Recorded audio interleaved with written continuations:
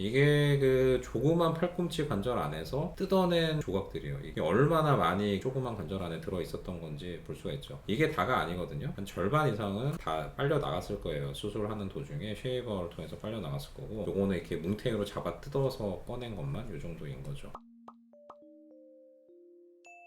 안녕하세요 여러분, 수술 읽어주는 남자 수익남 닥터 콩깍지 조재 원장입니다. 오늘도 되게 드문 케이스, 저도 여태까지 한 번밖에 못 본 것 같은데 드문 케이스로 들어왔어요. 오늘의 주인공은 28세 여자 환자분이에요. 28세 얼마나 꽃다운 나이입니까? 아직 결혼 안 하신 것 같긴 한데 어쨌든 간에 꽃다운 나이인데, 문제는 팔이 구부러지지도 않고 펴지지도 않아. 갑자기 어느 날부터인가 자꾸 붓고 아프면서, 언젠가부터 자꾸 붓고 아팠는데 시간 지나다 보니까 팔이 안 펴지고 안 구부러져요. 그래서 찾아왔어요. 다른 병원 갔는데 뭐 이상한 병이래, 이건 뭐 이렇게 수술이 크고 뭐 위험할 수도 있고 막 그렇다는 얘기를 듣고 찾아왔어요. 이분도 멀리서 왔네. 경상도 쪽이었던 것 같은데, 일단 엑스레이 한번 좀 볼게요.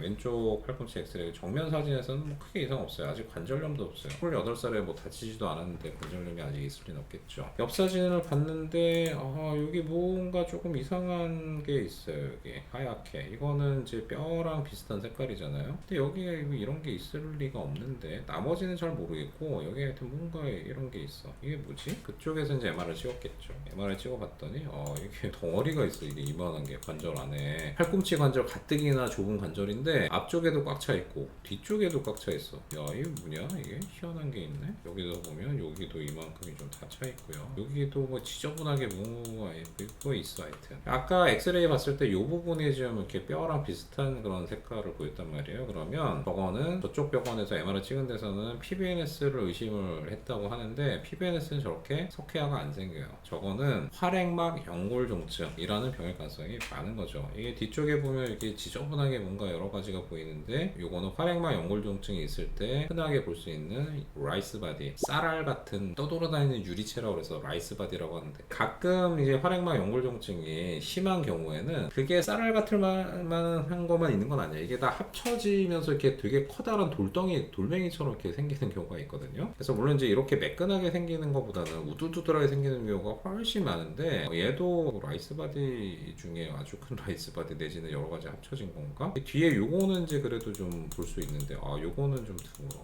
상당히 크게 앞뒤로 좀 다 있어요. 뒤에도 아까 쌀알 같은 덩어리도 있었지만 큰 덩어리도 따로 있어. 앞쪽에 꽉 차 있는. 앞쪽에 다 차 있고 뒤에도 차 있고. 이게 팔꿈치에서 저렇게 관절에 차면 뭐가 문제가 되냐? 활액막 연골종증이라는 거는 물을 만들어내는 활액막 조직에서 연골이 생기면서 그게 포도송이처럼 떨어져 나오면서 관절 안에 자꾸 돌아다니면서 뼈 사이 껴서 연골을 망가뜨리고 자꾸 기계적인 마찰을 일으키고 막 그런 병이거든요. 왜 생기는지는 몰라요. 알 수가 없어. 원래 물을 만들어야 되는데 물을 안 만들고 연골을 만들어. 뭔가 다른 조직으로 변환되는 그런 것들인데, 이것도 사실 약이나 주사나 그런 거로는 안 돼. 어차피 저거 다 제거를 해야 되거든요. 유리체는 제거를 하지 않으면 2차적으로 유리체가 자꾸 뼈 사이에 끼면서 연골을 긁어먹고 관절염이 진행을 하기 때문에 일단 정리를 해야 되고, 그 다음에 활막 조직들도 한번 싹 다 좀 청소를 해야 돼요. 정상적인 활막 조직이 아니기 때문에 제거를 하고 나서 새로 정상적인 활막 조직이 생기도록 그렇게 이제 활액막 조직도 한번 청소를 활막 절제로 같이 좀 해야 되거든요. 근데 문제는 이게 무릎 관절 같은데, 좀 큰 관절 같은 데는 흔하게 내시경 많이 하니까 그런데 뭐 그냥 내시경 들어가서 제거를 하면 돼요. 근데 팔꿈치 관절은 일단은 경험 없는 사람은 아예 들어가기도 어려워. 근데 저처럼 경험이 좀 어느 정도 꽤 많은 사람도 저렇게 아예 관절 안에 꽉 차서 있으면 들어가서 공간이 너무 없는 거예요. 이게 팔꿈치는 관절 자체도 작지만 앞에 중요한 혈관신경이 다 지나가기 때문에 이쪽으로 들어가서 내시경을 봐야 되는데, 이게 공간이 없으면 좀 위험할 수 있거든요. 어떡하지 생각을 하다가, 아까 보면은 찍은 저게 뼈처럼 그런 딱딱한 색깔은 아니야. 분명히 MRI에선 보이는데 PVNS는 아닐 것 같고 활액막 연골종증 맞을 것 같은데, 앞쪽에 있는 큰 덩어리를 제거를 하려고 하면 어떻게 보면 정상적인 방법은 열어야죠. 이렇게 이만큼 째가지고 다 앞에 까고 뒤에 까고 해서 제거하는 게 이제 좋은데, 아직 28살 시집도 안 간 여자분이라서 그러면 한번 내시경을 한번 해봅시다. 대신에 아직은 아주 딱딱한 상태는 아닌 것 같으니까 잡아 뜯으면 잘하면 이제 뜯어낼 수 있을 것 같아요. 한 덩이로 빼내는 건 좀 어렵고 조각조각 잘라야 좀 빼낼 수가 있는데, 너무 딱딱하면 그거 좀 조각조각 잘라서 빼내기 쉽지 않아. 다 갈아내고 해야 되는데 그거 쉽지 않고, 저렇게 좀 약할 때는 좀 잡아 뜯으면서 비틀어서 그런 기구로 해가지고 잡아 뜯어서 꺼내면은 잘게 좀 분쇄해서 좀 꺼낼 수도 있을 것 같으니 일단 내시경 한번 해보고 안 되면 열어볼게요. 요새는 내시경 수술 많이 하거든요. 근데 내시경 수술만 익숙해지면 절대 안 돼요. 내시경으로 해결할 수 없는 것들이 있어. 반드시 두 가지가 다 능숙할 수 있어야 제대로 치료할 수 있어요. 내시경도 능숙해야 되고 절개에서 하는 수술도 능숙해야 돼. 그 두 가지가 별개가 아니에요. 두 개를 다 확실하게 할 수 있어야 어떤 경우든지 대처가 가능한 거예요.